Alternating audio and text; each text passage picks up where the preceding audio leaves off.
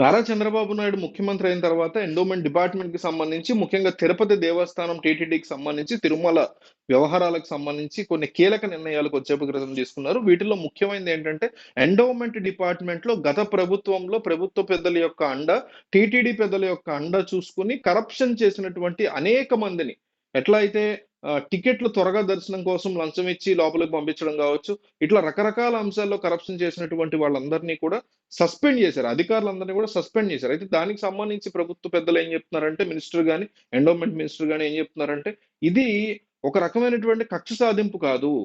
ఒక డిసిప్లిన్ అనేది ఉండాలి అధికారులకి. ఏమాత్రం భయం ఉండట్లేదు. దేవుడి సన్నిధిలో కూడా భయపడకపోతే మిగతా డిపార్ట్మెంట్స్ పరిస్థితి ఏంటి? ఇంత పెద్ద వెంకటేశ్వర స్వామి అందరు ఫేమస్, అన్ని కూడా జరుగుతాయి అని నమ్మేటువంటి ఇక్కడే వీళ్ళు నమ్మకపోతే మిగతా గుళ్ళ దగ్గర ఈ ఎండోమెంట్ డిపార్ట్మెంట్ లో అధికారులు ఎట్లా ఉంటున్నారనే భయం వేస్తుంది. అందువల్ల వీళ్ళందరినీ కూడా మేము సస్పెండ్ చేయాల్సి వచ్చింది అనేసి ఒక నిర్ణయం తీసుకుంది ప్రభుత్వం, చంద్రబాబు నాయుడు. ఇంకొకటి ఏంటంటే, మీకు గుర్తుంటే గతంలో చంద్రబాబు ప్రభుత్వంలో 2014-19 ఉన్నటువంటి టైంలో కృష్ణ హారతి, అట్లాగే గోదావరి హారతి అని ఇచ్చేవారు. ఈ నెలలో ఒకసారో లేకపోతే ఇన్ని నెలలకు ఒకసారో అనో, పుష్కరాల టైం అయితేనో ఇట్లా రకరకాల హారతులు ఇస్తూ ఉండేవారు.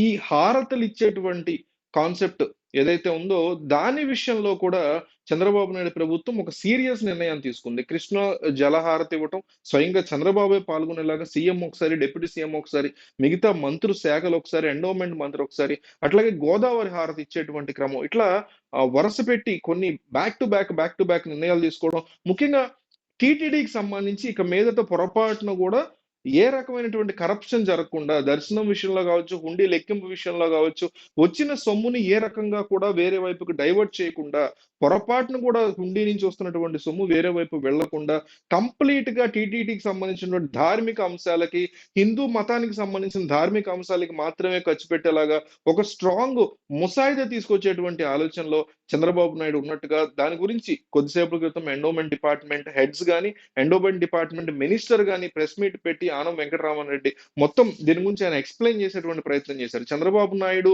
తీసుకున్నటువంటి నిర్ణయాలు కేవలం ఒక్క టీటీడీకి లేదా ఈ వెంకటేశ్వర స్వామి టెంపుల్ కి, ఈ బాలాజీ టెంపుల్ కి మాత్రమే పరిమితం కాకుండా రాష్ట్ర వ్యాప్తంగా ఉన్న ఫేమస్ గుడులు అన్నింటా కూడా ఈ రకమైన డిసిప్లిన్ అలవాటు చేయాలి.